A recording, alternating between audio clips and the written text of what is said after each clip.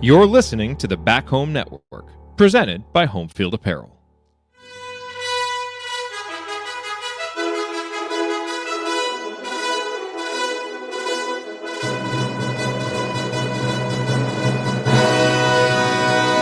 And welcome, Hoosier fans, to this week's edition of Assembly Call Radio, where each week we discuss the most important topics in the world of Indiana basketball. This is our 317th edition of Assembly Call Radio and our 983rd episode overall of the Assembly Call, recorded on the evening of November 28th, 2023. I am your host, Jared Morris. And let's begin this edition of the Assembly Call how we begin every edition of the Assembly Call, and that is with our Hoosier Proud banner moment. And Indiana is the national champion. When it comes down, Indiana will be champion. Smart takes the shot. The Hoosiers have won the national championship.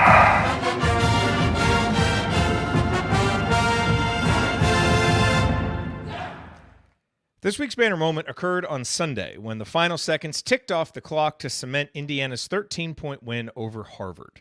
The victory moved Indiana to 5-1 on the season and greatly increased the likelihood of the Hoosiers avoiding a bad non-conference loss.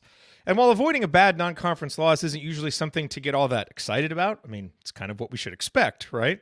With this team in this season of college basketball, I do think it has some meaning.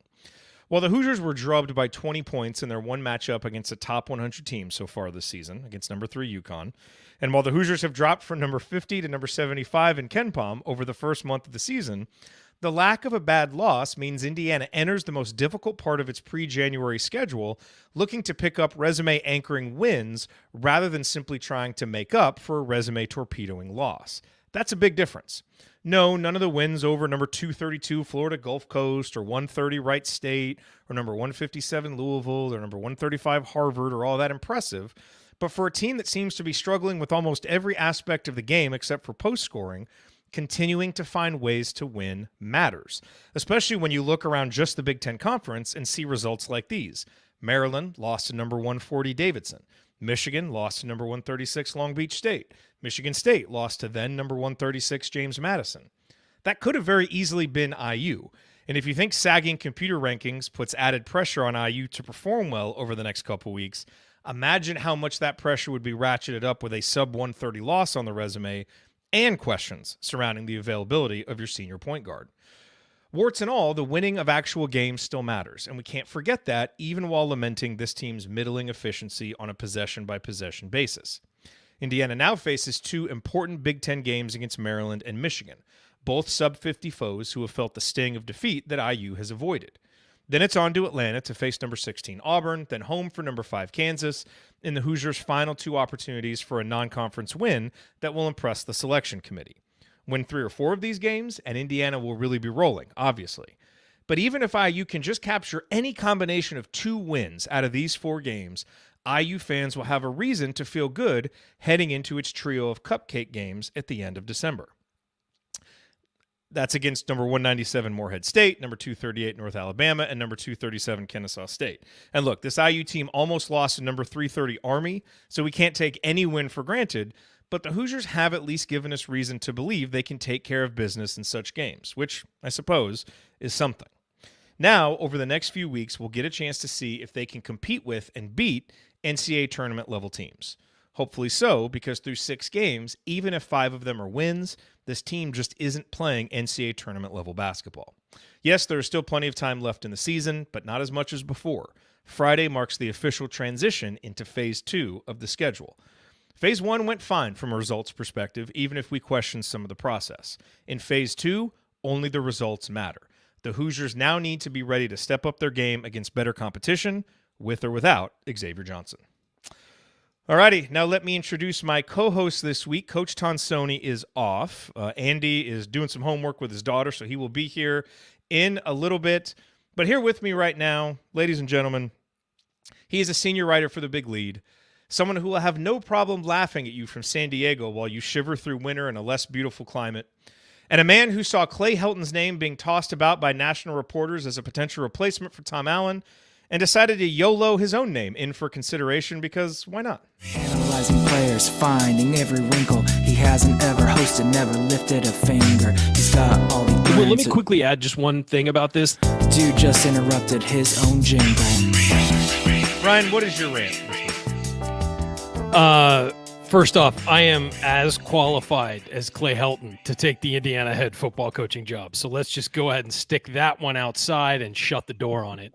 I was shocked when I saw that name circulate. Yeah, like, it's a mid-major guy who's been this? it's a mid-major guy who's doing okay there, who's been at a big school. He was going to get connected to Indiana. I wasn't that surprised to see it, although it did give me a shiver down my spine when I did.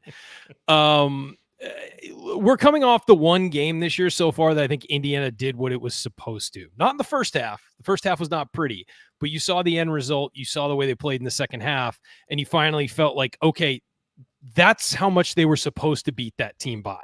And that's how much better they should be than that team. Now, the defense started to look a little bit better. Harvard still hit 9 threes on them, which is a concern. But I think that in general, IU looked better as that game went along, and you started to think, okay, this is what this can look like at its best. They still need to hit 3-pointers. They still need to find a way to get shooters good looks, to continue to get shooters good looks where they're comfortable. You know, if you have an open shot, it doesn't matter if you're not comfortable taking it. They need their guys to be comfortable taking shots, and right now it clearly looks like they are not. They also need to stop taking so many long twos and standing on the line.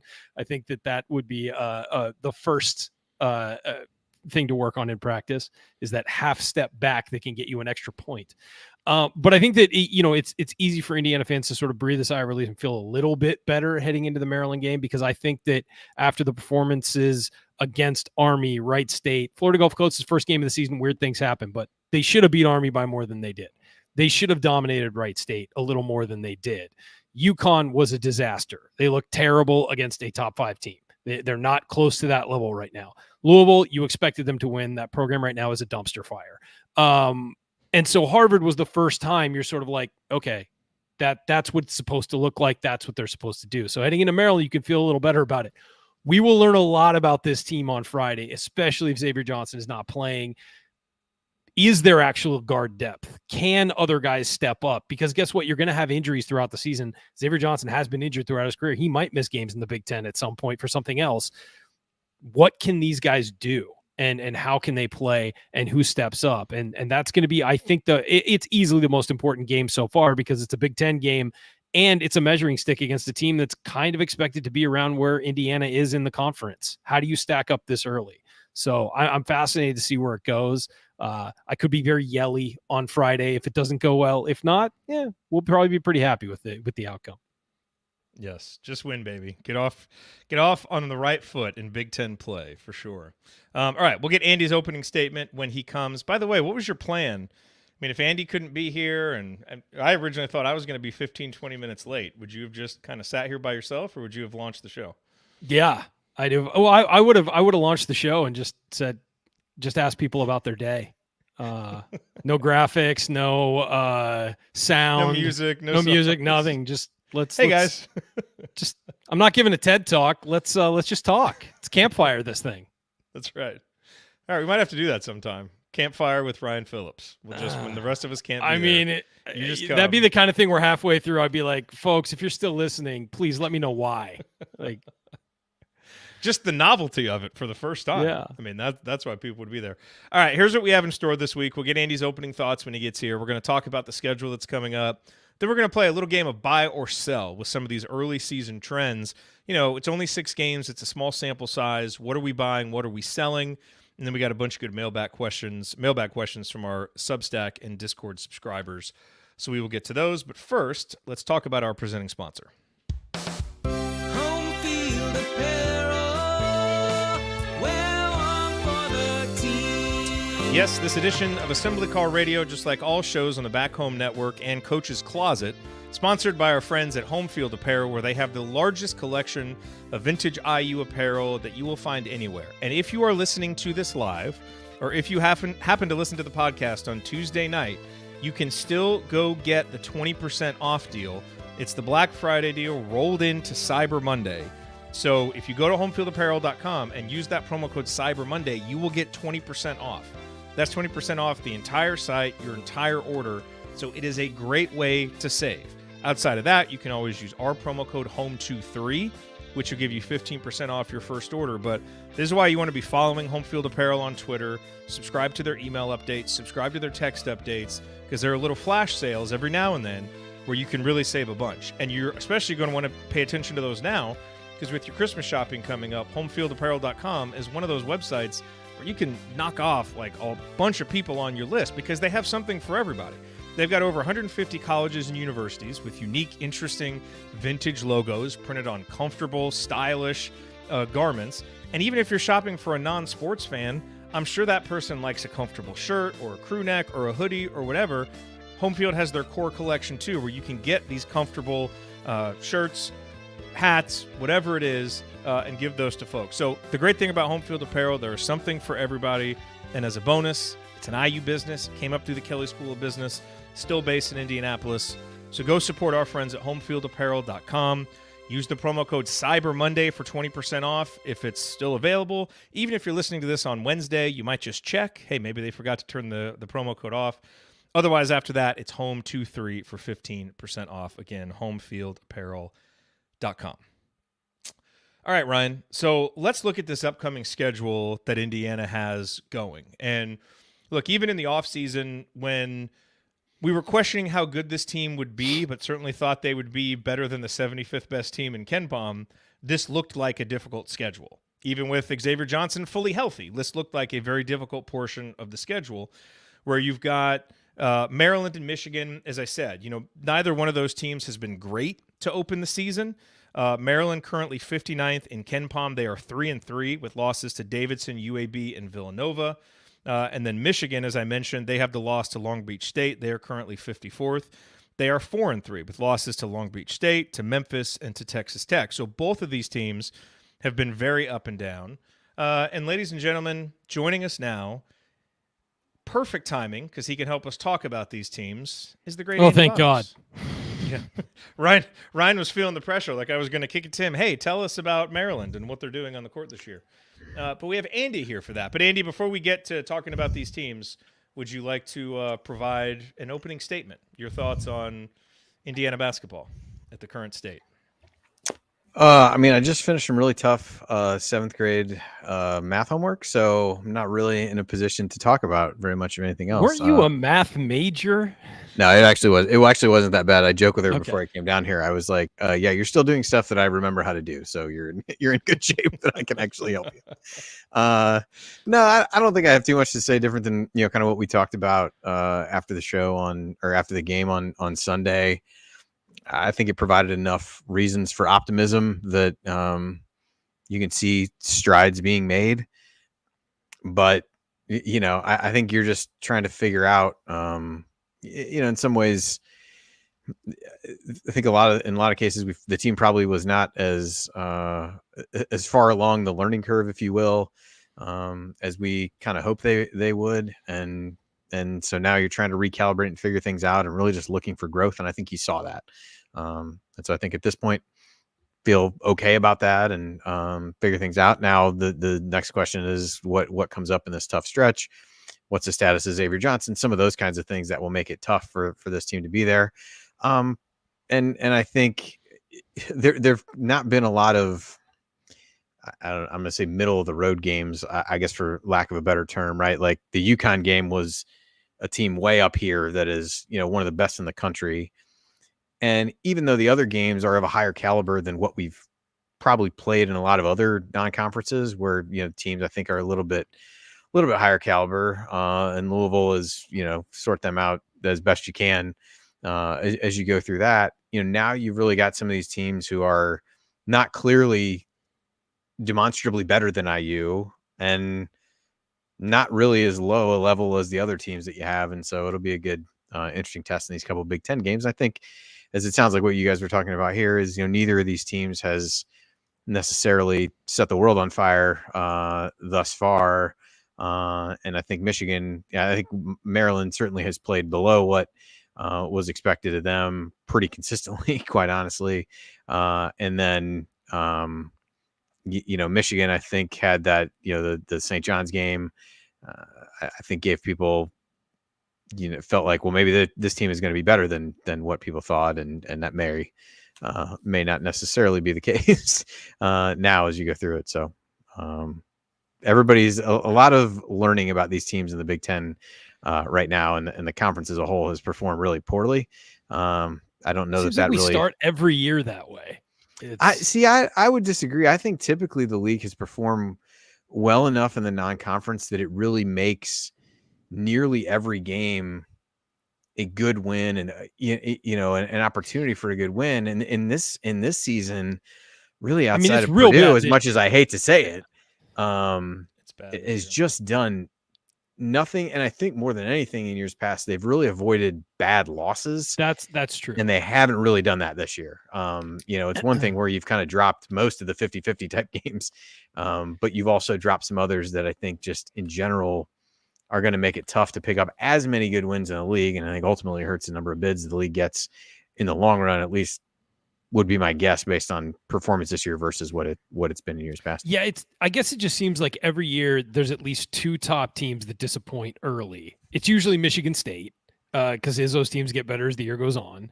I think Michigan the last couple the of years. Kings of November certainly have not been disappointing early. They're always ready to go from the always. beginning. Love that. But one thing Andy said that's really interesting is he said that these teams that Indiana's facing are finally they're facing teams that are not demonstrably better than Indiana. At the same time, Indiana is not demonstrably better than them, which is why they're great measuring sticks at this point of the season. I mean, it really is. I think all three teams, Michigan, Maryland, and Indiana, you're just kind of like, what are they? Like, this where is the are they? Soft, marshmallowy middle of the Big Ten. Yes, right like where are they going to slot in? Like Michigan's going to finish in the bottom third. I'd be like, I could see that. Maryland, same thing. Indiana, same thing. But if you also said, no, they're going to get it together and finish in the top four, I could completely see that either way.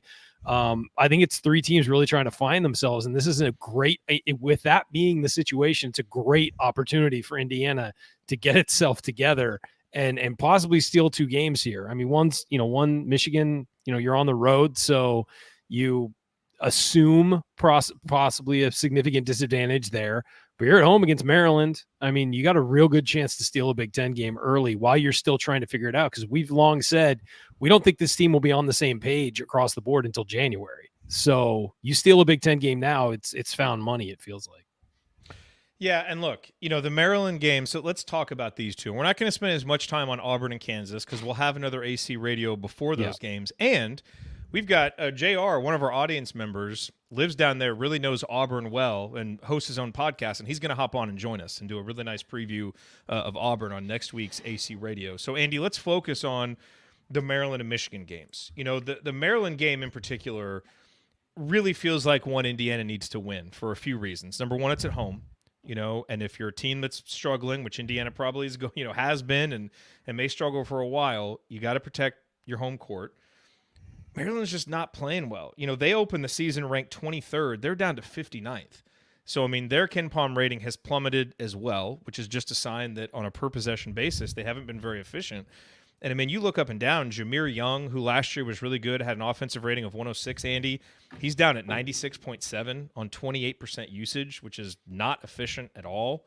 Deshaun Harris-Smith, prized recruit that Indiana was after at one time. His offensive rating is 81.6.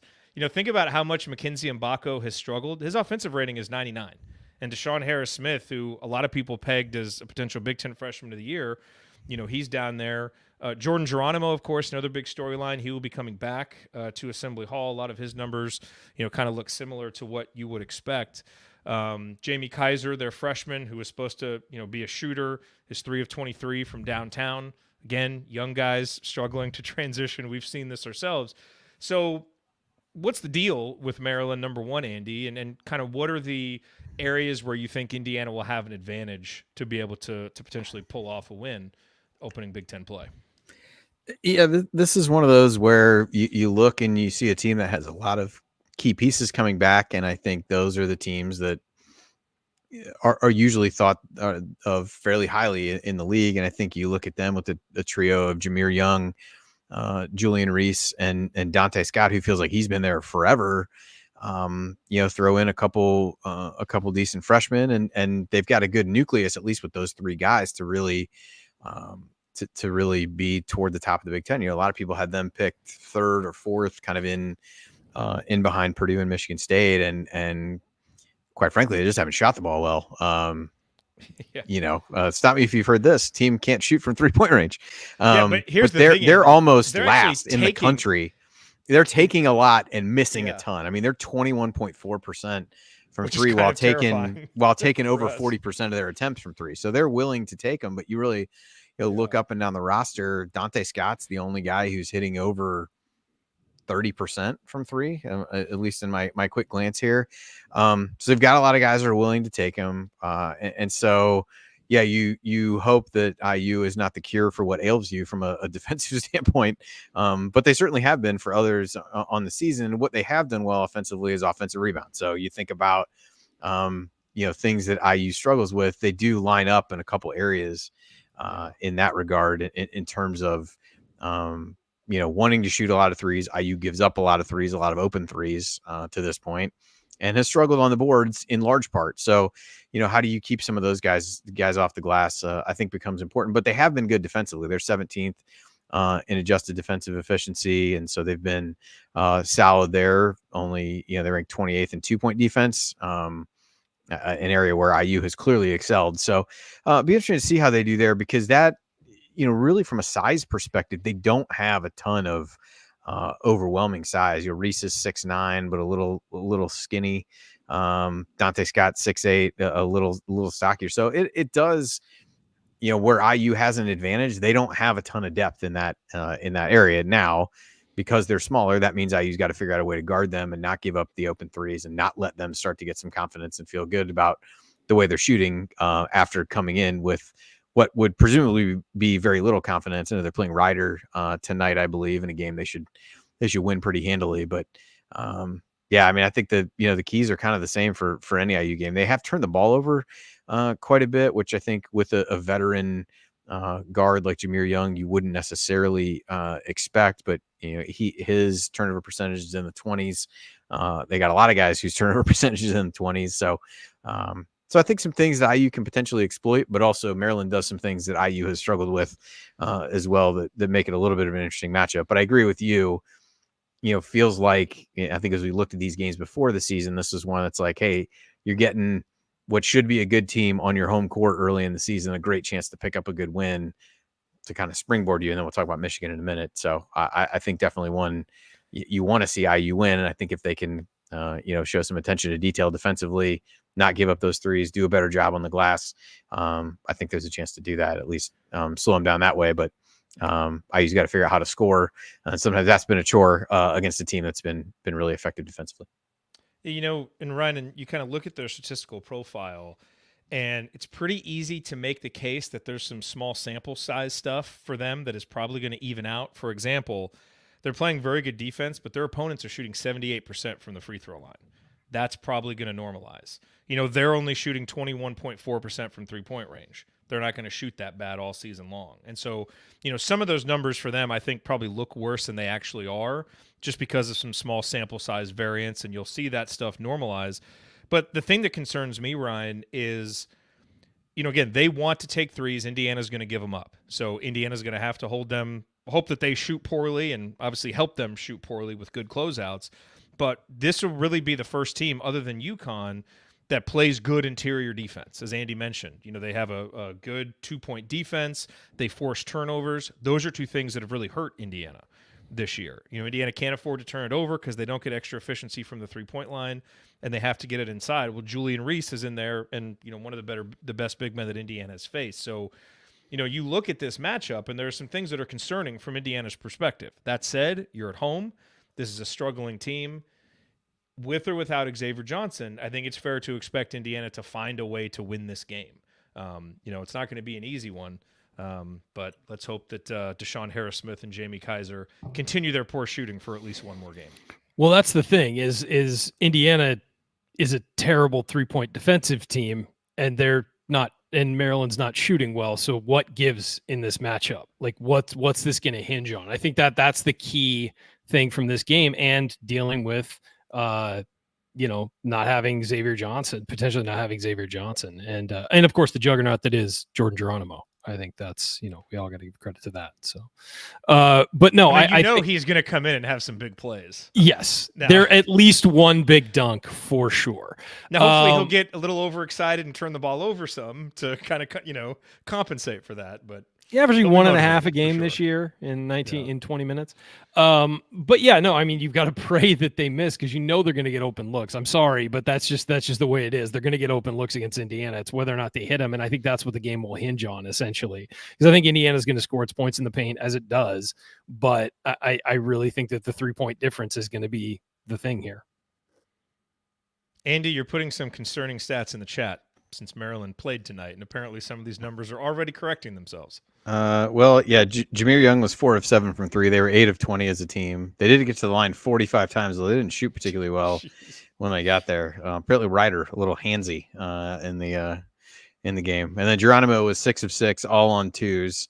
A lot of which I'm going to assume were dunks against Ryder, and had probably a good assumption. So okay. Yeah, so they dominated a poor opponent, but yeah, Julian Reese got to the line 17 times. That seems excessive. Is that good? Yeah, that's made 14, pretty solid. All right. So so they have some guys that probably have a little more confidence than they did before. Kaiser hit a couple threes, but Harris Smith did not hit any. So who knows? Not at least something to maybe make them feel a little bit more confident coming into the game, but I'm not sure how much that translates, to be honest.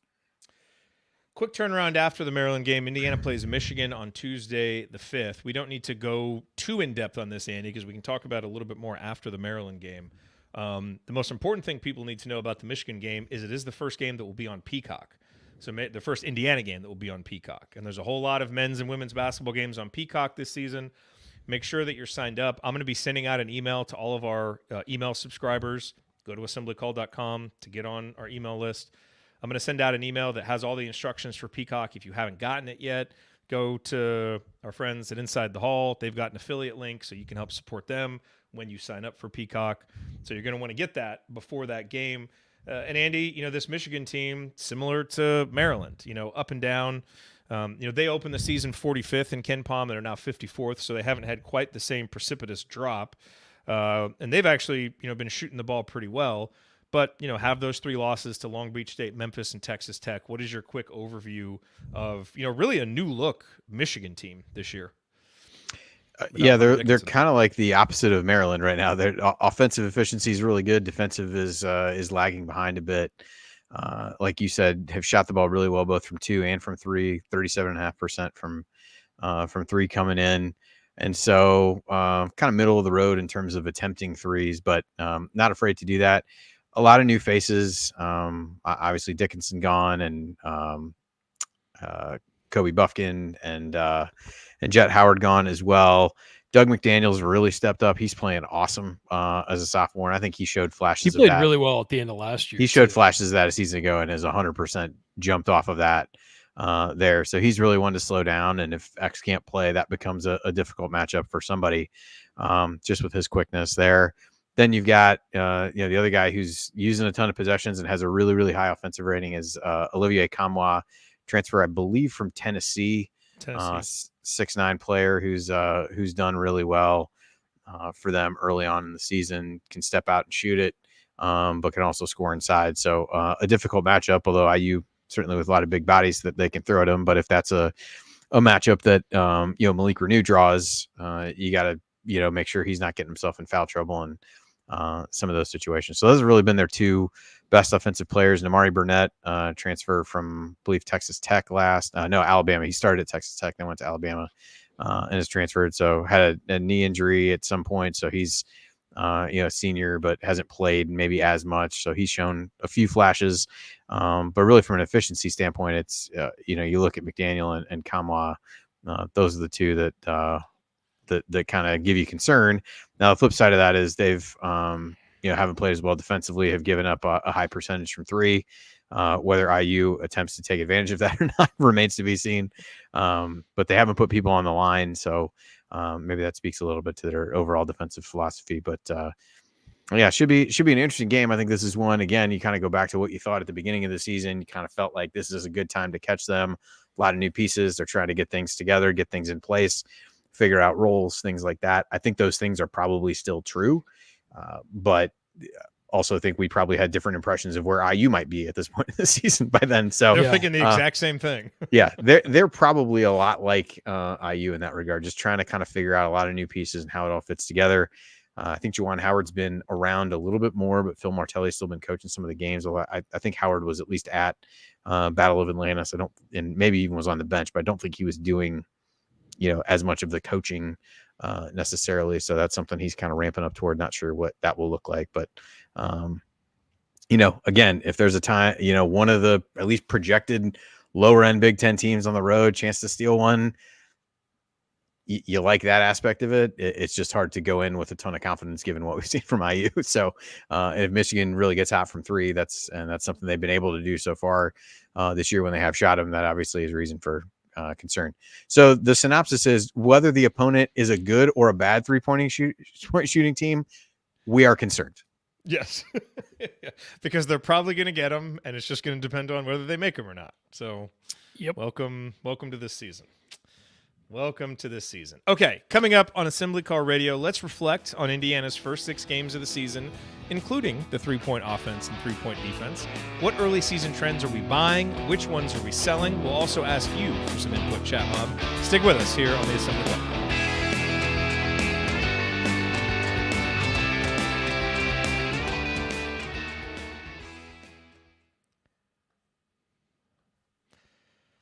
All right, hello everybody. Welcome to those of you who are here live. Thank you for being here 2 days early. Glad we were able to get this episode in since the women are playing Thursday. Jeff and Kathy will have a new episode of Doing the Work after that game. Women are playing up in Maine, so the huge homecoming for Mackenzie Holmes, which will be a lot of fun.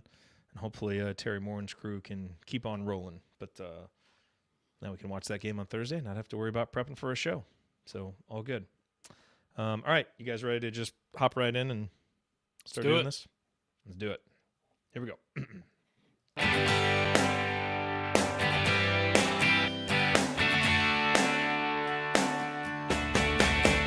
Hi, this is Jawan Morgan. What's the only thing better than getting IU's first triple-double in 47 years? Celebrating it with friends afterwards. Join Jared, Andy, Ryan, and Coach on the Assembly Call after every IU basketball game. Go Hoosiers.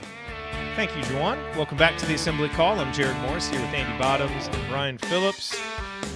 Guys, we are through 6 games, which doesn't seem like a lot, but it, represents a decent enough chunk of the season that I think now with the schedule getting ready to turn and start to become more competitive, we can look at some of these early season trends and try to assess whether we're buying them or selling them.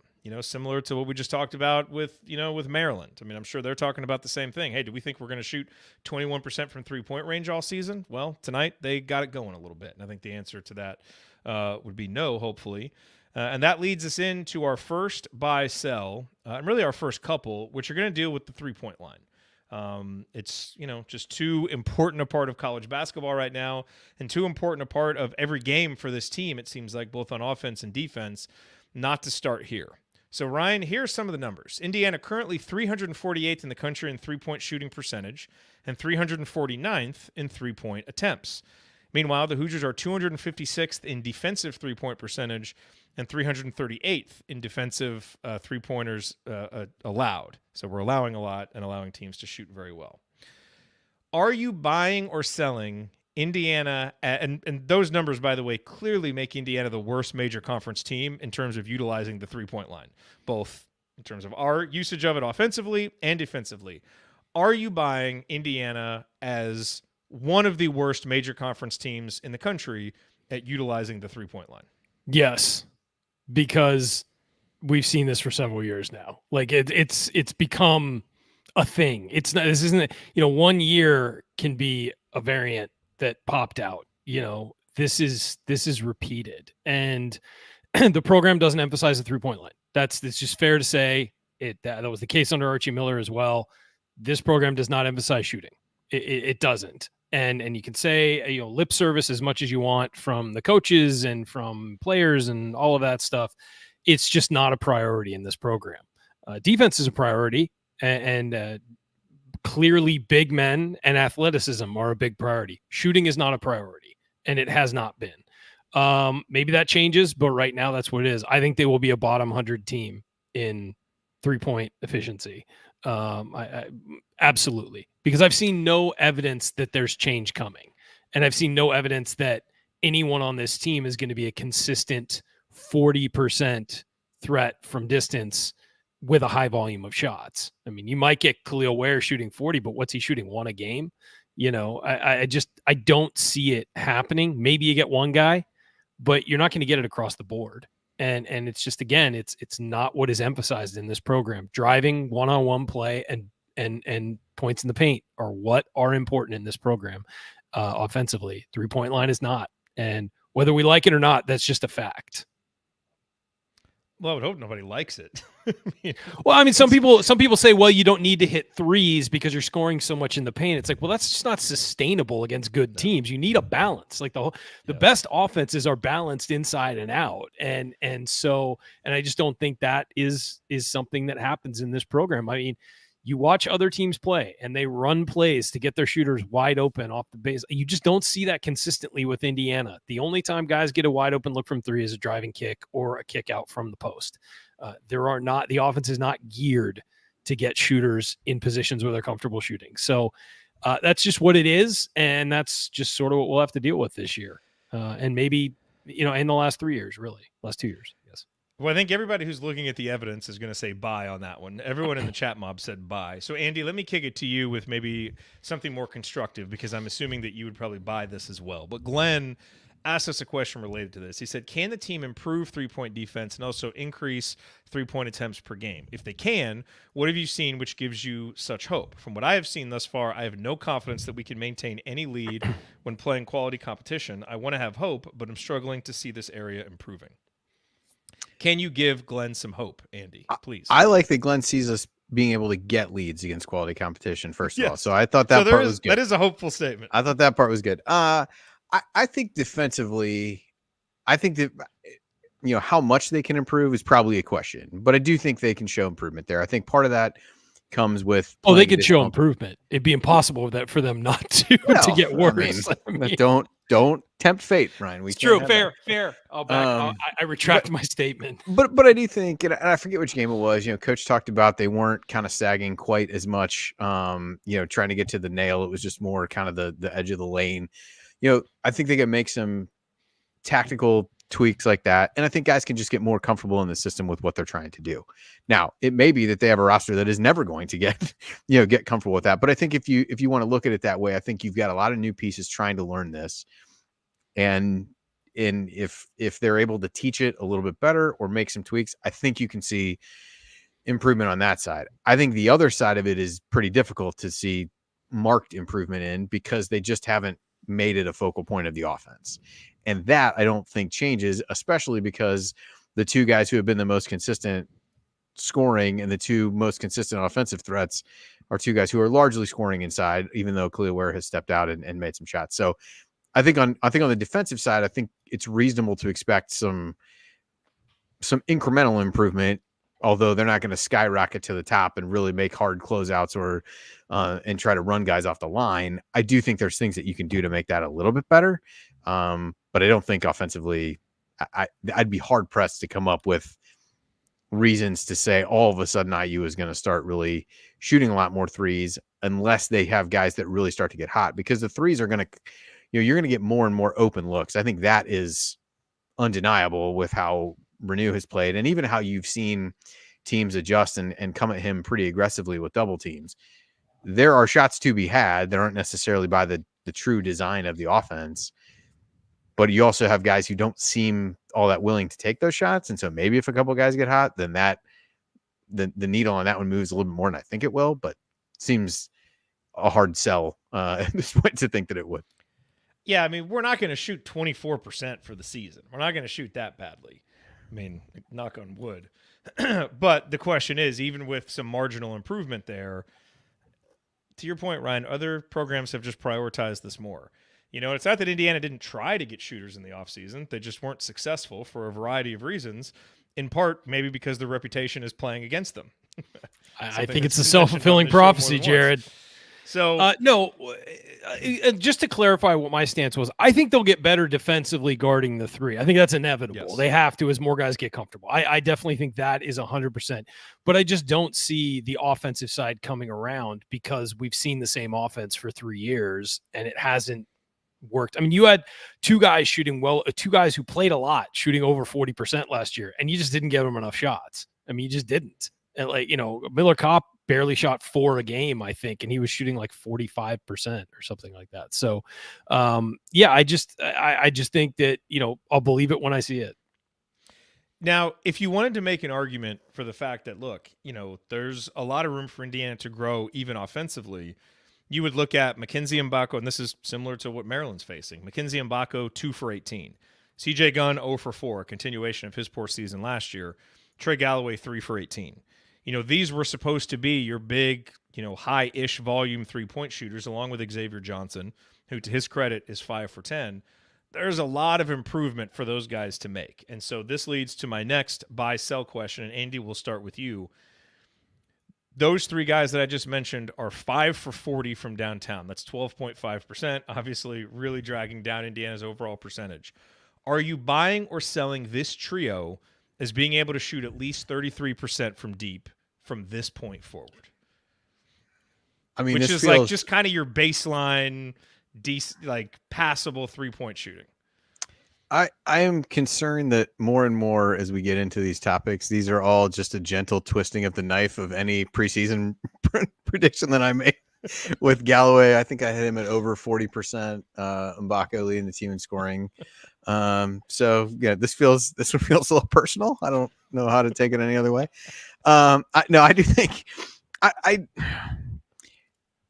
think I think it's probably a different answer for all 3, right? Like Mbako, I think you guys talked about this a little bit after I hopped off the show the other night.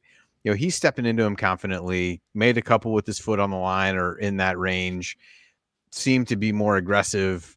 I think he's going to be okay. They should be able to get him open shots. He's shooting the most confidently, I would say, of anybody. And I think at least you've seen some signs with some of the long twos he's hit, different things like that. I think he can shoot the ball, so I think he'll be all right. Galloway, the track record is an odd one, right? You look at what he did last year, a little bit of, felt like maybe an anomaly, although we'd all seen different things within his shot mechanics that suggested, hey, these could account for this. But he's not getting the kinds of shots this year that he got last year. And I think that becomes a little bit difficult to try to figure out how do you start getting him the kinds of shots, the spot up type shots that he was able to get last year and shoot really well versus this year. It's a little bit more off of movement or off of a screen, off of a ball screen, things like that. So, and then Gunn, I think everybody looks and kind of short of some of the things, he does with it. Ryan's talked about this with, kind of the way his lower half rotates and does some funky things as he's taking shots. It's just like, has he shot enough at this point to think like, hey, I just don't think it's ever going to be there. But you look at it and you're like, how could it, he's bound to hit some eventually. So I'm tempted to buy that just because I think there's things to like about each. I think the Galloway stuff is maybe the most concerning to me because I don't know if he continues to get the kinds of threes this year that he's getting compared to what he got a year ago. I think it gets really hard for him to bump it up enough to do that. And Gunn, the track record's really not that good at this point. And so I don't know. I'm going to be optimistic and say yes, because I think there's reason for optimism there, but not a lot of it has been seen this year. So it's more going on my gut than it is maybe based on what's actually happening.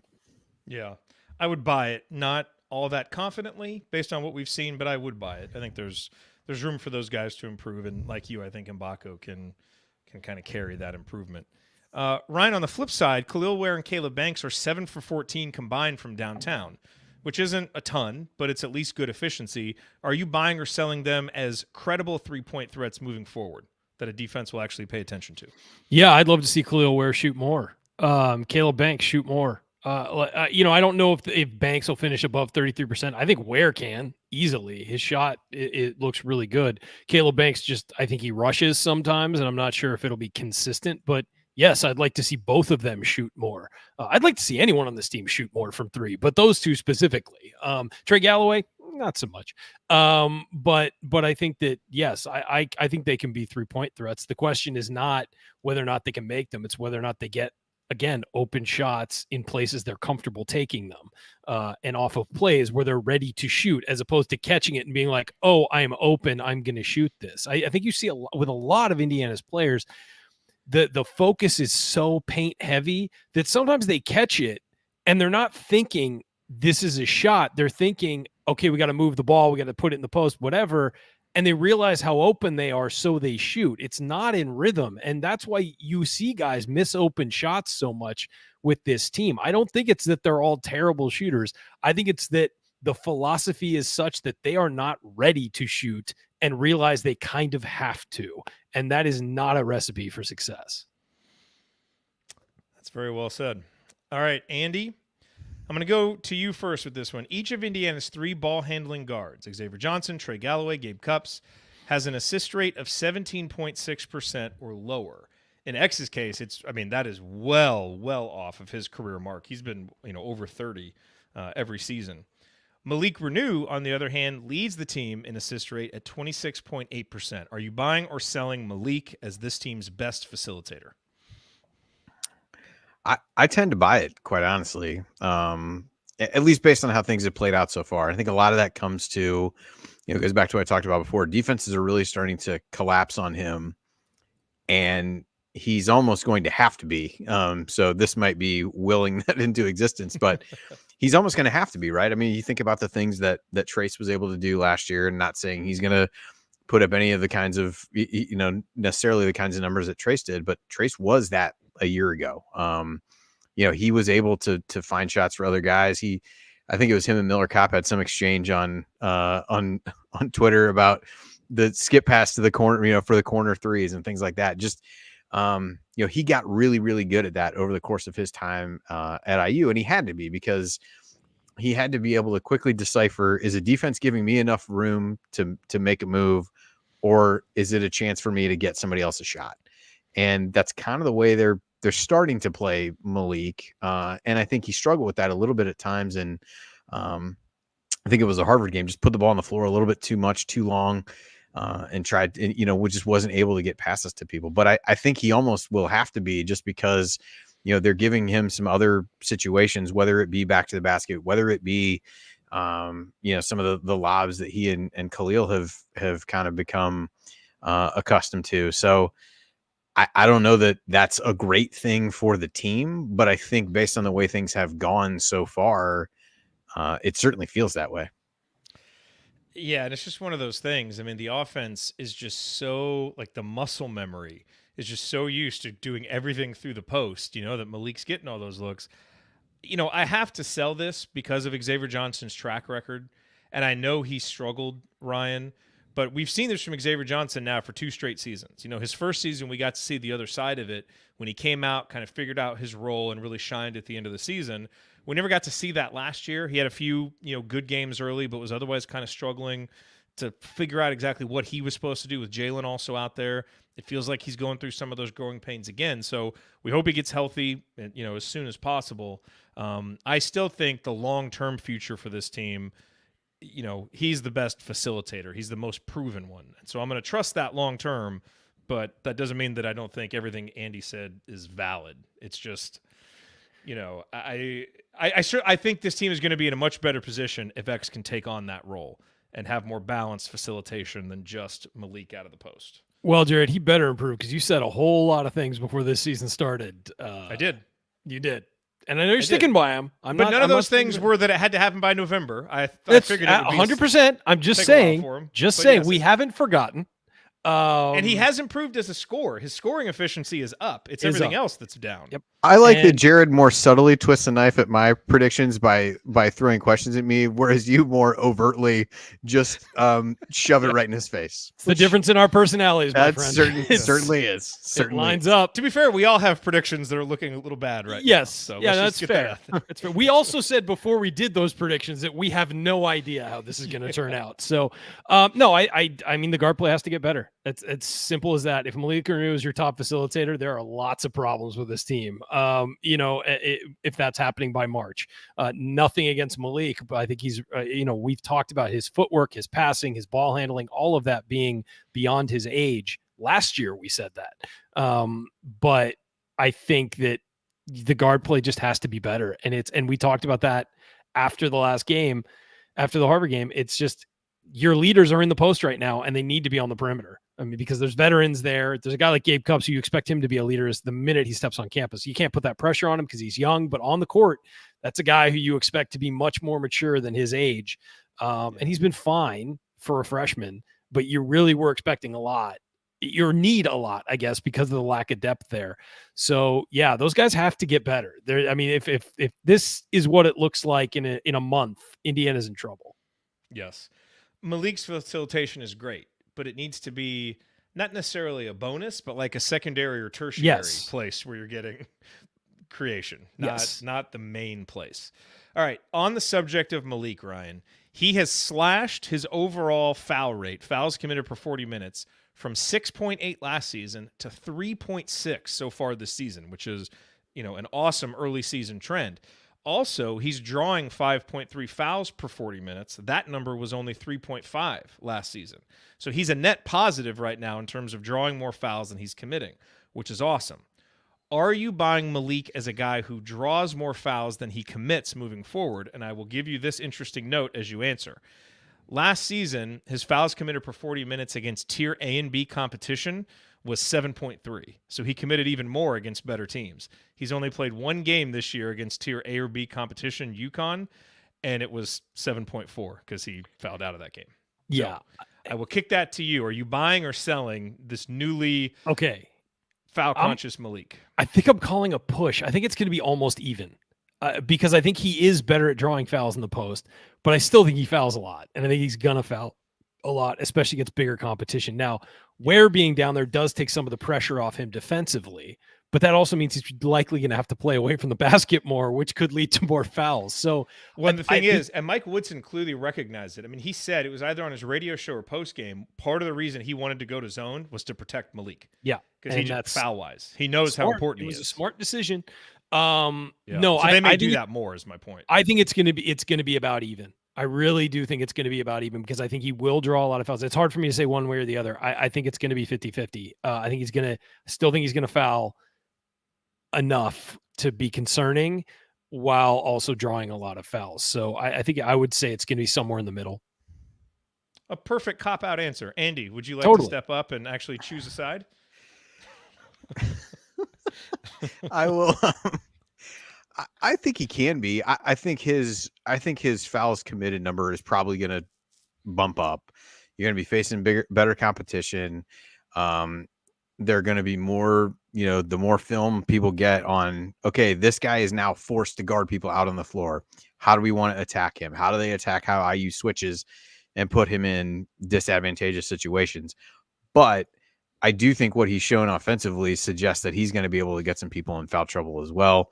He's getting the ball in positions around the basket where, I know I feel like we joked a ton last year of like he wasn't going to get any calls last year. Hopefully that changes this year. So I think he probably outpaces it a little bit. But that, that fouls called on him number seems likely to go up as opponents, attack him in different ways and really put IU's feet to the fire in terms of wanting to play him at the 4 and the way that some of these teams played. Now, you make the argument other Big Ten teams, maybe less so than other leagues in the country don't play quite that way. But I think Michigan is an example, and even Maryland for that matter, he's going to have to guard people out on the floor. He's not going to be guarding Reed for Michigan. He's not going to be guarding Reese in all likelihood. for Maryland. So he is going to we're going to get a good glimpse of that over these next couple of games. And then as you look forward to that, Kansas, kind of same deal. Auburn's got a ton of athletes, going to put him in some tricky spots defensively. So I think we'll start to get a real good answer on how he's going to handle the defensive part of that, even over these next 4 games. Did you see the text from Coach? Yeah, oh yeah, I did. We need an audio drop of this. Essentially, it's WTF, push. Yeah, I said what I said. So what I would say, Ryan, is I think you made some really good points before you copped out and didn't answer. I do think the fouls committed number is going to go up. I think it's going to be closer to the high 4s or low 5s. But that drawing fouls number, I think, is legit. Now, it may not be quite at 5.3. It'll go down a little bit. So I'm going to buy it slightly. I do think he'll be a slight net positive, in part because I am starting to think the coaches recognize just how essential he is, and especially if Xavier Johnson gets hurt, you have to protect him defensively. You just have to, because, I mean, this team can barely function when he's not on the court right now. So I think that's part of it, is I think they're going to put him in some more advantageous defensive positions where they can. And Okay, fine. I'll put my foot down somewhere. I'll say that I think he's going to be at like 4.5 fouls committed and like 4.7 drawn. So sure, I'll buy it. But I mean, I think it's going to depend on who he plays what day and how many games they go in the season and all that. I mean, I think it's going to be very close, but better than last year, which is a huge deal. Yeah. It's a big improvement. He had a long way to go from last year, but so far, and that's a very, very positive early season trend. No matter what, it's great to see the numbers where they are, and now hopefully he can keep it going. And ultimately, really, really big of Ryan to take a stand when pushed really hard to do so. No, it was great. So kudos to you. So, yes, I made the same. Bullied him into being bold, either way, basically. So that was nice. All right, let's make this the last one because there's a bunch of good mailbag questions. I want to make sure we can get to them. Andy, KenPom currently projects Indiana at 8-12 in conference play. And to be fair, Indiana is lower in KenPom than they are anywhere else. Are you buying or selling Indiana as a sub 500 team in Big Ten play?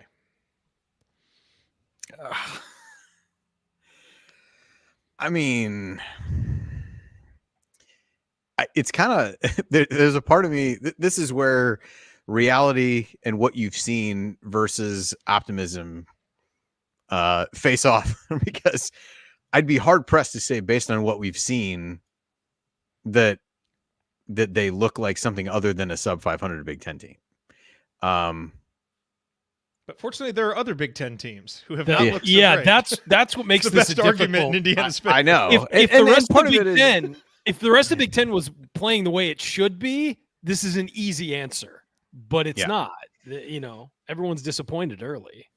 Yeah, I do not see them at this point being dramatically over 500 or in any of that. But I do think they could get to 500. I think, again, I'm probably doing this with my heart to actually, feel some sense of optimism here. But I'm going to sell that and think they can get to 500 or maybe a game over. Just with incremental improvement over the course of the season, guys being more used to playing together and some of those kinds of things. But man, it's tough to watch what we've seen so far from this team, even with some of the growth that I talked about earlier, and be like, and not feel some tinge of, I got a hard time seeing this team getting to 10 Big Ten wins. But I'll go with the optimistic side, because there's a lot of things that really can't get worse. So if you think of it that way, why not? Yeah, and we have a question coming up in the mailbag. I'm going to sell this too, Andy. I mean, look, we've only seen games in November. Baked into everybody's preseason predictions was it's going to look ugly early, so we have to remember that. So, if you ask me for what my prediction is now, it wouldn't be quite as optimistic as it was before the season started, but I'm not backing off of that. I still think this team has a high ceiling, and some of these things can come around and shooters can get better and some of those things. So I still think this is a team that's going to finish in the top 5 or 6 in the Big Ten and be above 500, even if they haven't looked like it right now. I haven't seen enough to totally back off of those optimistic feelings. Yeah. It's tough, man. It really is. And I think that my answer could change by next week. But I would say I'm looking at like 11-9. So I would say above 500, but the Big Ten right now has what, 2 teams in the top 25. Obviously it's early and that's going to change, but still it's mostly because the conference doesn't look great right now. And a lot of teams are underperforming. That's going to change. Teams are going to get better. And so right now it's looking at like, I was looking at the schedule, trying to figure out what I thought.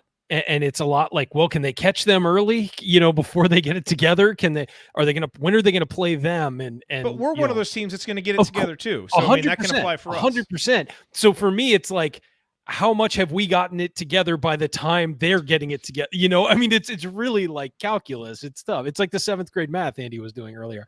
But it's tough. I would say like 11-9 is kind of where I saw them when I reviewed this week, actually.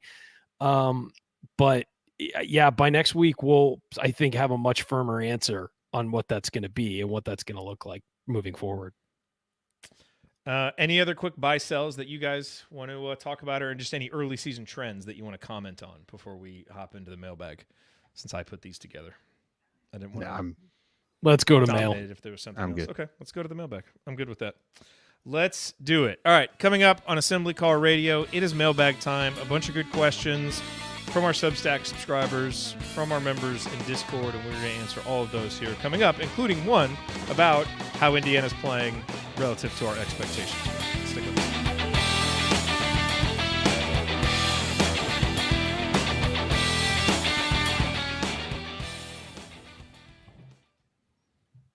All right, just hop right into it. Let's do it. Kentucky still crushing Miami? I think it's over. They were up like 20 last I saw. Okay. Lovely. Okay, let's do this. Andy, just pop off if you need to, and then come on back, and we got you. Okay. Here we go.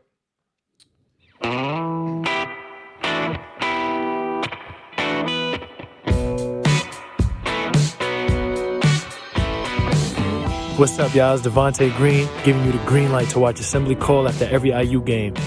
Just don't listen to their opinions about shot selection. Remember, you miss 100% of the shots you don't take. Go Hoosiers.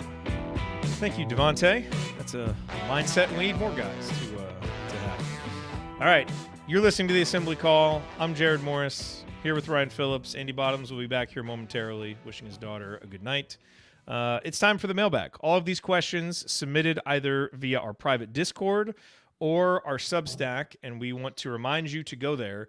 If you just go to our URL, assemblycall.com, it will now take you to our Substack, which is essentially our main website. It is our content hub, so whether you're coming to watch a live show, coming for Tony's IU Film Room, Coach Tonsoni's Coach's Corner, our postgame 321, doing the work, everything is right there. So go to assemblycall.com. You can sign up for free, and you'll get emails when new content comes out. Or you can join and become a premium member and get all the extras, like the IU Film Room, Coach's Corner, the full post-game email. All that stuff is there. Plus, we have a lot of conversations, community conversations, chat conversations that are premium members only. So go to assemblycall.com. You'll find out all the information. If you have any questions, just shoot me an email.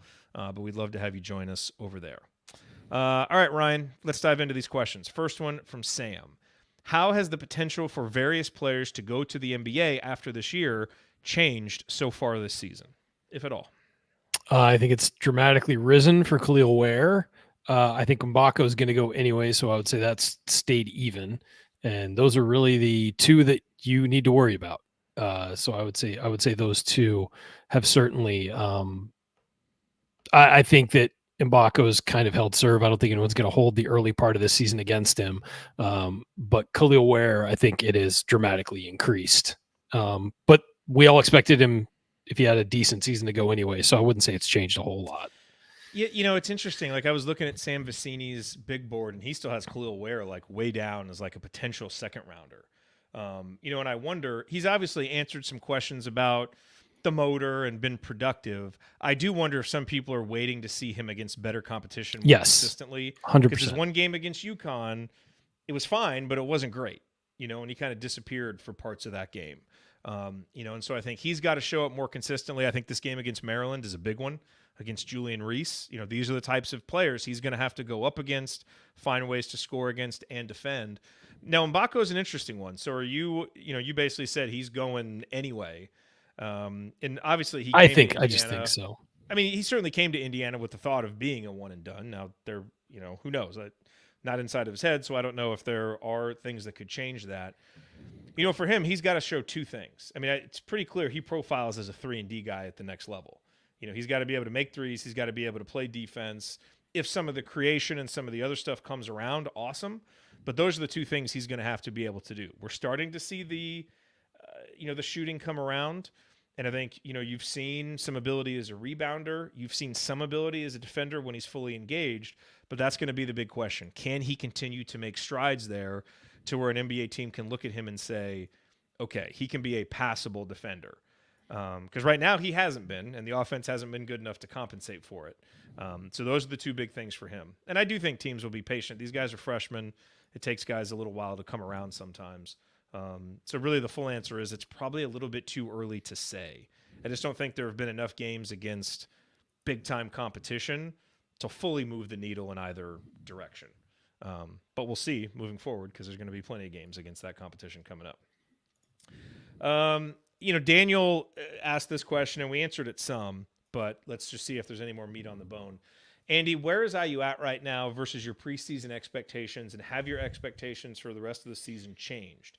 He said, I find there's a wide range of expectation going forward amongst my IU friends. Some are pessimistic based on closer than expected results against lower competition, while others are excited about the talent potential based on individual performances, like Ware, Malik's big improvement, and Mbako's game against Harvard.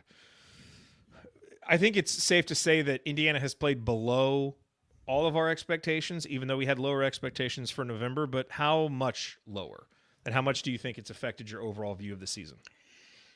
Yeah, I feel like we talked before the season that this team had a really wide range of outcomes. I probably feel like the range of outcomes is wider because the floor feels lower than it did coming into the season. And the ceiling probably not as high, to be fair. But I just feel like when you think about but I think the ceiling maybe is still achievable, right? Like if you want to look at some of the, part of his question where it was individual performances and things like that, like I think you've gotten a really good version of some guys that you didn't really know what to expect. Like Ware is the obvious perfect example of that, of, guy with kind of a questioned motor coming in and some of those kinds of things. Like he's answered those questions to me through these games. Obviously lots still to play, but the kinds of things that were a knock on him before have faded into the background and given way to the overall talent that everybody knew he had the whole time.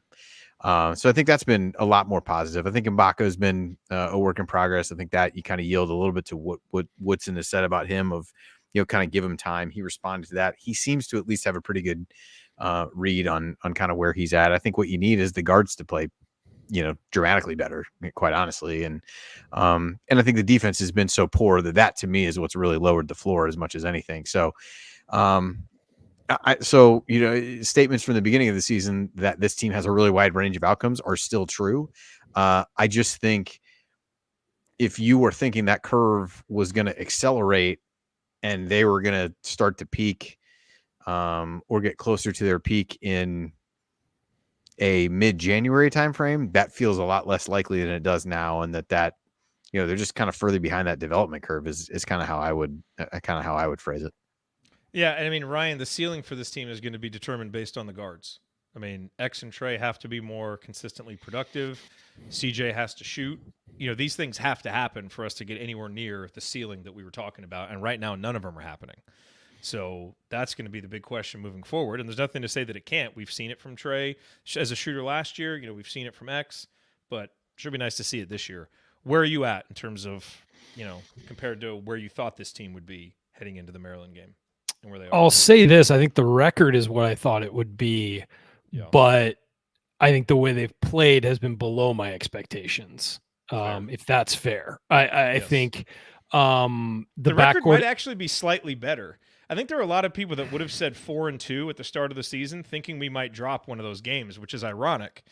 But we were talking about that, like, hey, you could lose one of these early games and it not be that big of a disaster. Yeah. But if you look at it, they almost dropped two of them. So I mean, it's kind of it wasn't like either of those were any of those were dominant victories. They snuck by, and Right. perhaps the easiest one is the one that looked the most perilous for a while. But I think that we knew that if they got Louisville after losing to UConn, they'd probably win that game because Louisville is kind of a mess. And you knew that Harvard was going to be better than people thought, but that they should win that game. So I think that, again, the record is what I thought it would be. Assuming that they got Louisville in that second game. I didn't think they beat UConn. I don't think really anybody did. But at the same time, I think they have played more poorly than I expected. Certainly against UConn, I did not expect a close game, but I didn't love the way they played. I didn't think they would completely collapse the way they did late. Against Louisville, I mean, they had to go zone to save themselves. That's you look at the individual games and you're kind of saying, ugh, there's some ugly stuff in there. But the record is about where I thought it would be. And Andy's right. There's still just such a wide range of outcome. My opinion on the team could change dramatically based on what happens Friday night against, I mean, if they just don't show up at home against a team that has not been great, I will be extremely pessimistic about where this is headed. Yeah. If they win that game, you probably feel pretty confident moving through that they're not going to embarrass themselves the rest of December in some pretty tough environments. Because there's 3 straight, tough games, just from a situational standpoint. Kansas really good. You're going to play at Michigan, playing Auburn, not in your backyard. That's some tough stuff coming up. And so really the Maryland game is going to tell us a lot about their mentality. And then of course, going on the road for the first time is going to tell you a lot about their mentality. So I think that we'll know more by Tuesday. Yes, absolutely. All right, let's veer to the right here. This is Caleb's question. Who are some of your favorite candidates for the IU football coach? And if you could pick any coach for the spot, real or fictional, who would it be? Ryan, why don't you go first? Fictional? Coach Taylor from Friday Night Lights. Let's do that. No, real. I know who Jared's answer is because we had this debate all day. I honestly don't have a name, but I have a type. I think it's going to have to be a younger guy looking to make his establish himself on the way up. I think it kind of has to be. I don't think you're going to get a guy with a long track record of success to come to Indiana, regardless of it being the Big Ten, because it's a tough program to win at. It just is. And there's a pretty hard ceiling on the program of about 8 wins, maybe 9 if the schedule plays out. And they just added over what period of time will those 8 or 9 wins be amassed? I didn't say one season.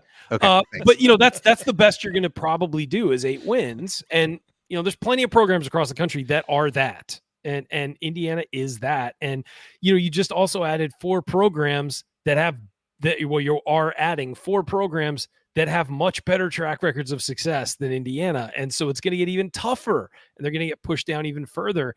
And I just don't think it's a super attractive job, no matter how much money you sink into it, because the competition is ridiculous in the Big Ten. And I just don't see it. You might have a one-off season where you have a nice run and maybe get to 9 wins and everybody celebrates you. But to sustain that at a place like Indiana is very difficult. And so I think it's a tough job to take. I think you're going to have to get somebody looking to make a name for themselves to get that job. The landscape is a little bit different, though, with so many things being funneled to the Big Ten and the SEC. And there are only so many of those jobs. And so that could make it a little bit more attractive to one of these people that you're saying might not be interested. One thing about that, though, is a lot of these mid-major jobs are paying guys exceptionally well because of TV money. And so guys could make $3.5 million in the MAC. They don't have to go to the Big Ten to make that kind of money. Now, look, they're not going to get $5 to $10 million there, but they could do pretty well financially in those other places. And look, the Big 12 will pay its coaches heavily too, because there's a lot of money running through those schools, even if they're not traditional powers. Indiana just doesn't have that to entice people. It's not Baylor where they can throw tons of money at something, or one of these other non-traditional powers that has just a ton of money running through it. So that's what I think. And somebody could surprise me. But from what I see as the landscape. I just think you're going to get a guy coming up on the way up. I don't think you're going to get anybody who's established themselves. And there are a couple decent candidates. I guess the way that I look at it and where our thinking on this differs is you look at the history of coaches that have succeeded at Indiana, and there haven't been many, and success is certainly relative. But Bo McMillan, Bill Mallory, John Pont, I think guys that you would consider three of certainly, McMillan and Mallory are the two best, and then, Pont, whether you think he's better than Corso or Allen, whatever. But all those guys, Andy, had at least moderately successful tenures at big programs before coming to Indiana. In the case of Mallory, that was at 2 or 3 programs. He was at Colorado, Miami of Ohio, and somewhere else before he came to Indiana. McMillan had 3 coaching jobs before he came to Indiana. Pont had a couple. To me, the job of Indiana is so tough. You don't want a guy learning on the job for how to be a Big Ten coach. It's better to have someone who has that experience before. That's why a guy like Tom Herman is interesting to me. That's why a guy like Paul Chryst, as boring as he is, and I'm not saying I endorse him, he's interesting because that's the actual profile that has succeeded at Indiana. I 100% agree with you. My problem is I don't know if a guy like that would take the job in its current state. That's what I mean. I'm not saying that oh no, it would be terrible to get a guy who's had success in major conference football. Obviously that's what you want. I'm just not certain that guy is going to, because the thing is that so many jobs open up every year that you're not expecting to open up. These guys could be like, you know what, I'm doing okay here. I'm going to wait for the next opportunity that could be better, especially if you're at a place where you think we got some guys coming back, we can make a run. That's going to up the level, the profile of the job I could take. As for Paul Chryst, seems like a very nice guy. The offense he runs, the San Diego Chargers ran in the late 1990s. Like, it's just, I don't see how that makes Indiana competitive. No. I think he had a unique balance for what Wisconsin does. See, that's the problem, is Wisconsin may have just such institutional strength for the way they play football. Like, Bielema hasn't succeeded outside of there, and he might not either. So I'm not endorsing Chryst. No, I know you're not. I am more holding him up as an avatar for the type of coach that Indiana should at least be. I would love that. I would absolutely love that. Love to get a guy like that. It's just whether or not I think that guy would take the job. And right now, just with the landscape of college football, I'm just not sure that guy's going to take that job to win 7 games a year. At 7, 8 games a year at his best. Guys who are established want to go somewhere they can win championships, whether it's conference or beyond. And I just don't see that opportunity at Indiana existing. Andy, what's your short list?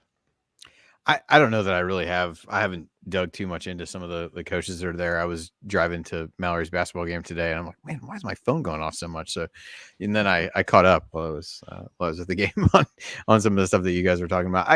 I think Galen and Scott talked about this. I think they fall in line a lot with what you said, Jared. Of IU has not had a huge.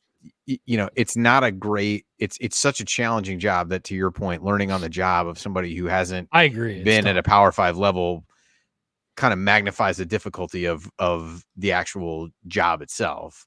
The flip side is you've got to make sure that you're not getting, and they address this on there, but the first thing in my head is like, you don't want a retread guy either who really is not a compelling offering for recruits or donors or whatever. Jerry DiNardo was immediately the guy who like popped into my head of like,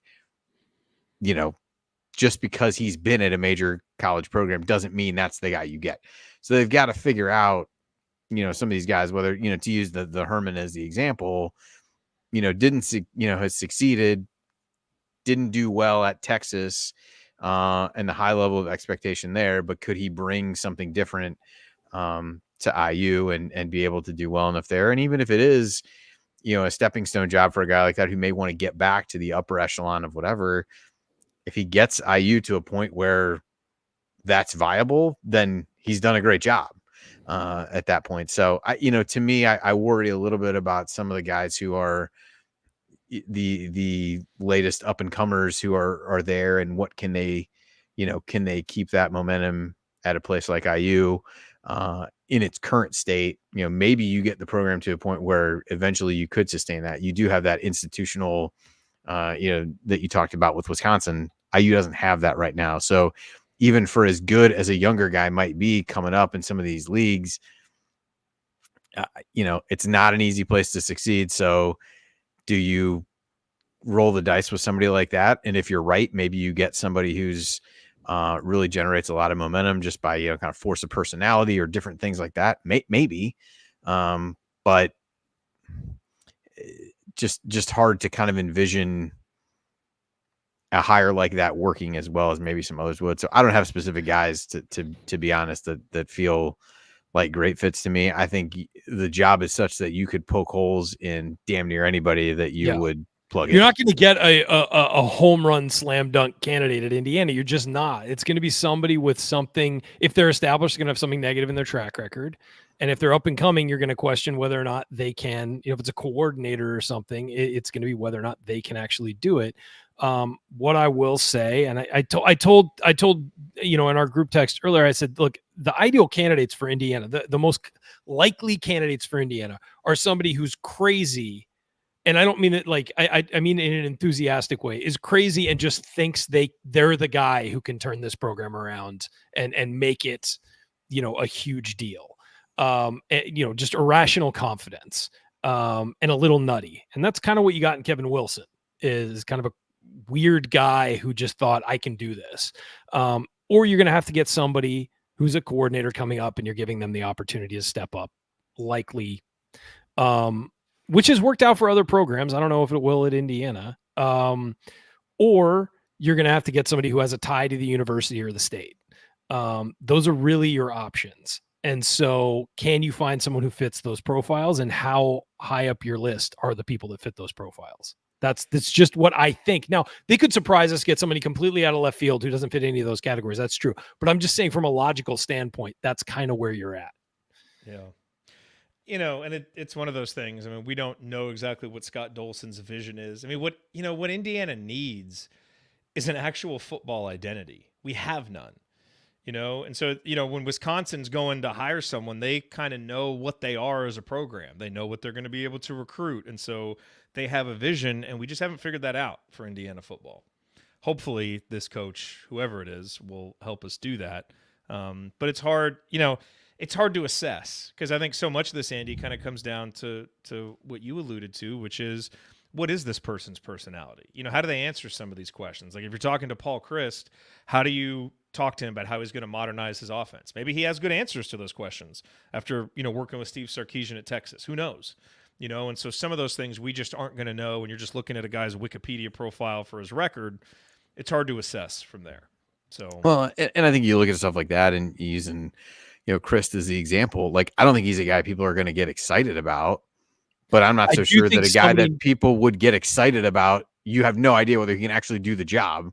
Right. Just because you get or whether or not they take and say the right things and do whatever, like you might be able to really galvanize the fan base, but that stuff all goes away if you can't find ways to win games. I think we saw that with Allen to an extent, like very inspiring, said the right things, really cared about the program, really cared about the kids.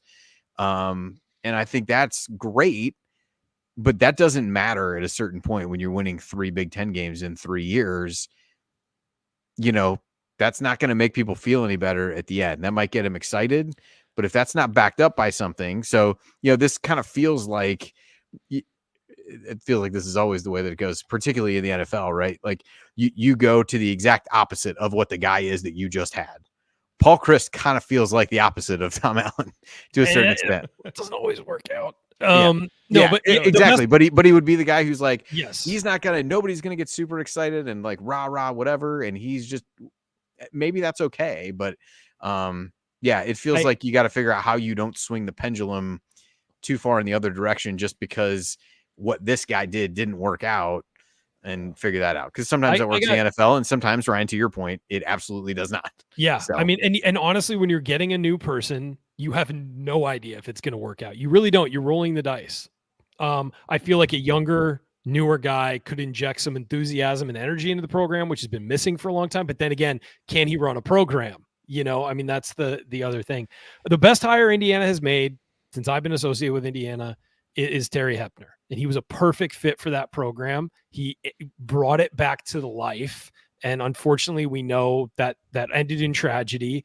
But that kind of guy would be perfect if you could get somebody who has run and established a program, turned out some NFL players at a lower level, and is willing to go to Indiana. That could be great. It's just, will one of those guys be willing to take the job? And but Terry Hepner is the ideal. It's a step up for him, but he's established. He had won games. He had put a big time quarterback in the NFL who sung his praises. Like, there was good stuff going on there with Indiana. And unfortunately, we know it didn't work out, but that's the kind of guy that's perfect for Indiana. But we'll see if they can find someone like that.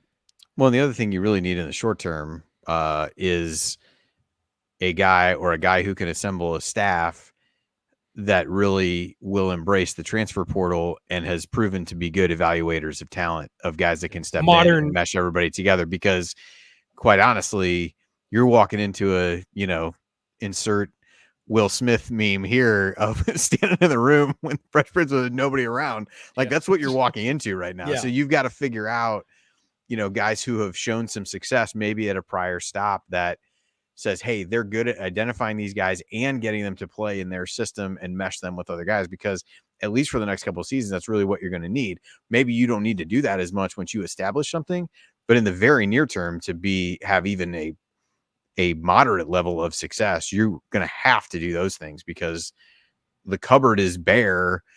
Even if you're able to re-recruit some of the guys even if you're able to get a Donovan McCulley to stay, who showed great things over the course of the remainder of the end of the season, but you're not going to have a whole lot that's already there. So I think that's the other part. And whether that makes it lean more toward a, younger, more enthusiastic guy or whatever, maybe it does, maybe it doesn't, but I think that's a absolute qualification of what they're going to need.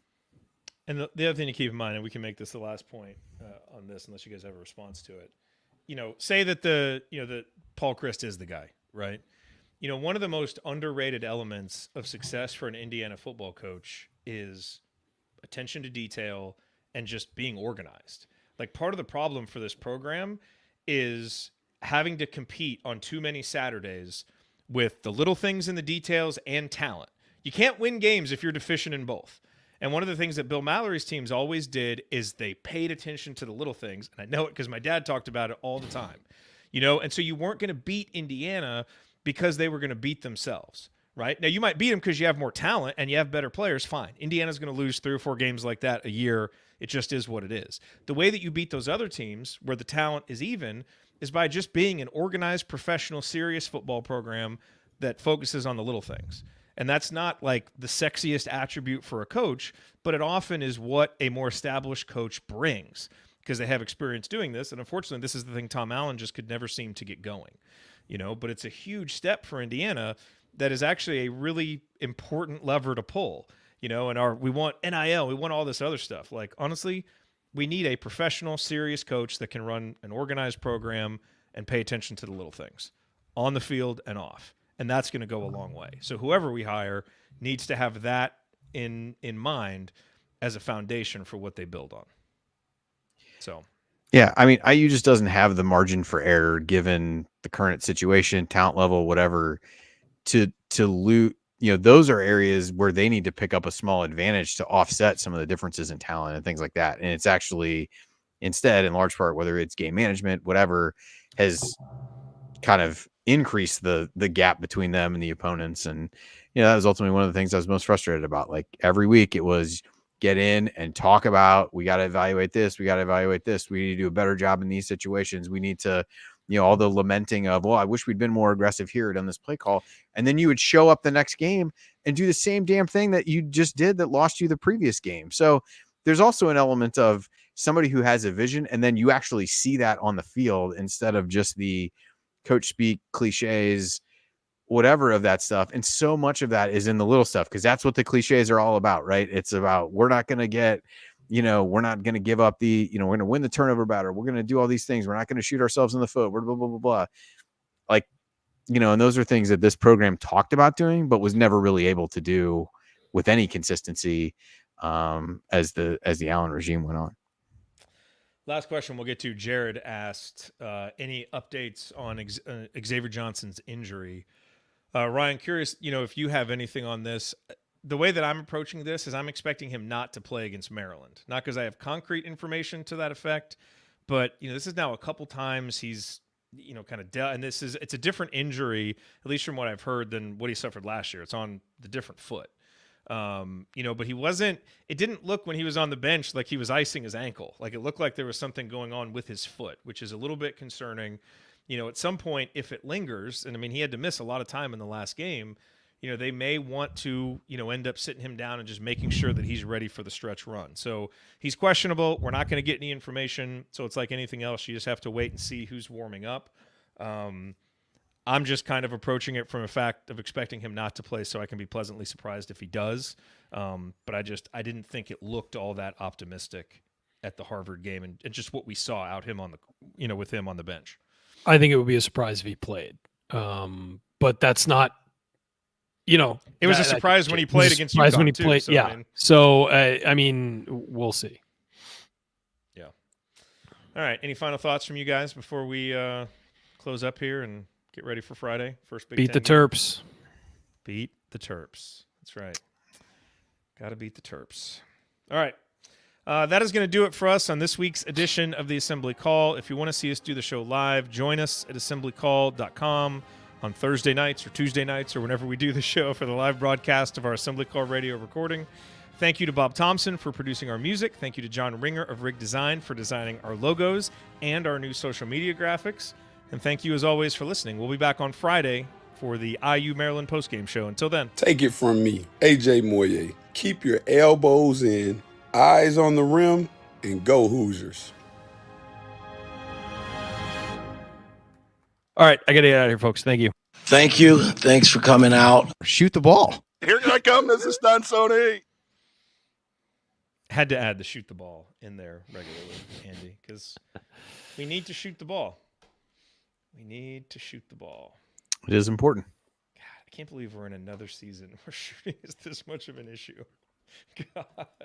Every day that goes by, I miss the Tom Crean era more and more. At least they were exciting to watch on offense. It's so funny, and we were frustrated by the offense there. It's like, well, we make threes, we're going to play well. We miss threes, we're not. We're all frustrated. With good reason. I mean, you need some kind of balance. Yeah.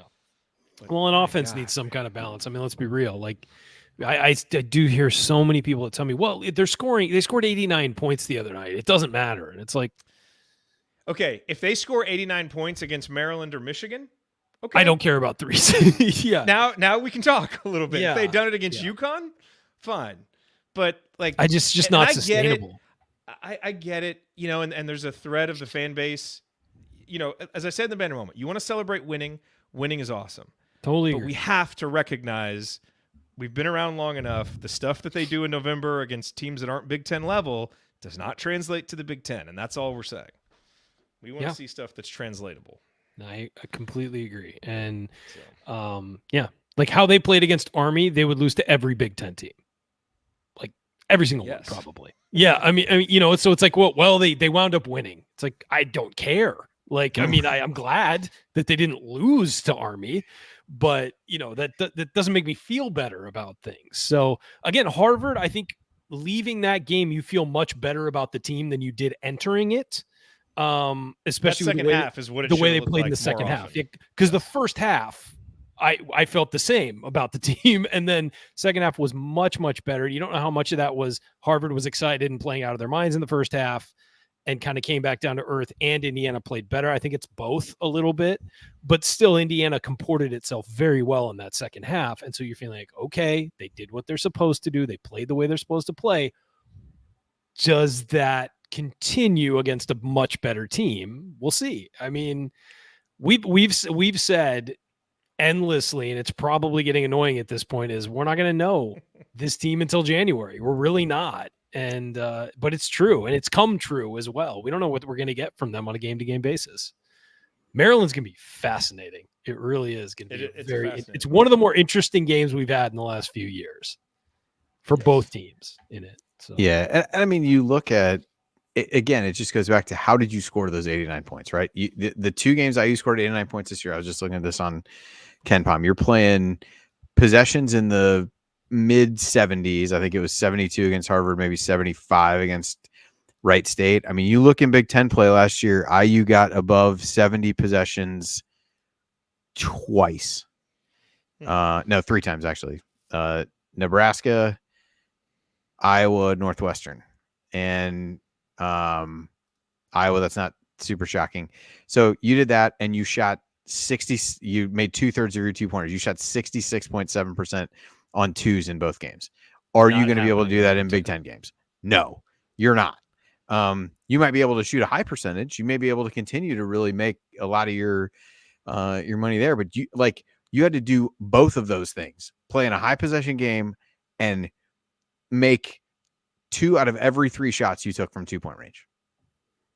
Yeah, because they didn't really get a lot of free throws in either game. I mean, they got to the line a moderate amount, but that really wasn't a big factor. And they made, I think, 3 threes in one of those games and 4 in the other. So you didn't shoot any of those. So I mean, sure, if you're going to score 89 points, that'd be great. But like the recipe for IU doing that in the 2 games they've done it so far this season is likely not one you can replicate against a large number of Big Ten teams.